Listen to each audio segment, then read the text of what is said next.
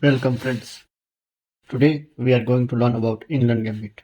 So without further ado, let's get started. Game starts with white's move d4, against which black responds with pawn to e5 and offer this pawn. Most of the players playing with white, miscalculating this, are tempted to attack this e5 pawn, and hence white moves dx e5. Now black responds with knight to c6, attacking this e5 white pawn. White increases its defense by moving knight to f3, protecting the e5 pawn. Black tightens its attack by moving queen to e7, attacking this pawn again. White may try to defend using bishop to f4.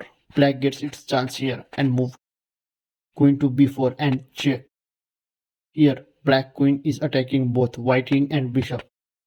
Most of the players playing white use two easy options, bishop to d2 or queen to d2, blocking the check. Let's move ahead with a variation where white moves its queen to d2. Now black will move its queen to b2, capturing the pawn. Now black queen is threatening white rook on a1. Here white may think of balancing material and try to play queen to c3. Now black will move this beautiful move bishop to b4, pinning this white queen. After reaching this position, it should be easy for black to win this game. Going back, after this, if white decides to move its bishop to d2 and hence blocks the check, again black can move its queen to b2, capturing this pawn. Same as previously, queen is threatening the rook on a1. Now white has two options to defend its rook, knight to c3 or less effective but tempting option, bishop to c3, as it threatens the black queen. Similarly, black will move its bishop to b4, pinning white's bishop. White may blunder by moving its queen to d2, giving black an opportunity to capture its bishop with black's bishop. If by mistake white takes this bishop by moving its queen to c3, then black moves its queen to c1 and this is beautiful checkmate. Going back, after this, if white captures this bishop by moving knight to c3, black will capture this rook and check.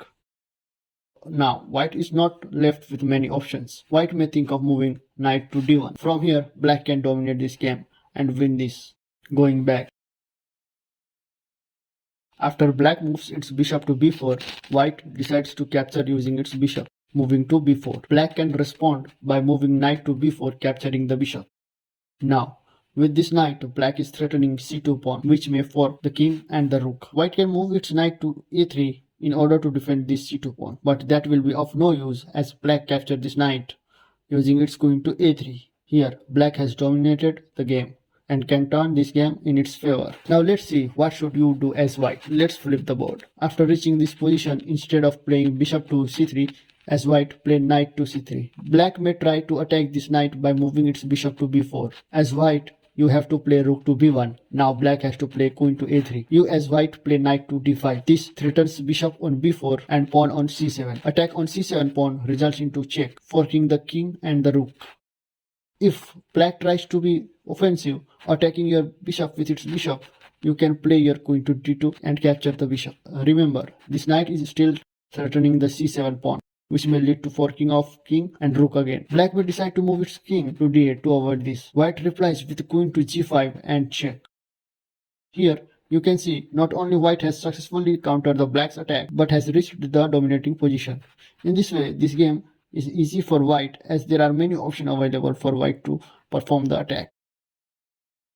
Going back, after white's move knight to d5, if black moves its bishop to b5, defending the pawn on c7, you as a white play rook to b5. Hereafter, if black decides to capture this bishop using its bishop on a5, white capture the bishop with its queen, and as discussed earlier, same line starts here on. But instead, if black moves its bishop to b6, continuing to defend the c7 square, we will capture the bishop using this rook to remove the protection from c7 square. If black captures this rook using its a7 pawn, white has to respond by moving knight to c7 square, capturing the pawn, and here comes the check, and white has successfully forked the king and a rook. Black moves its king to d8. You capture this rook using your knight to a8, against which black moves its queen to a8, capturing the knight. As a white, you play your queen to b1, because of which black may face check in next move. Now, white has many options available. It can capture this pawn and check the black king. Bishop can strengthen the attack by moving to g5, which means this game should be easy for white to win. Going back,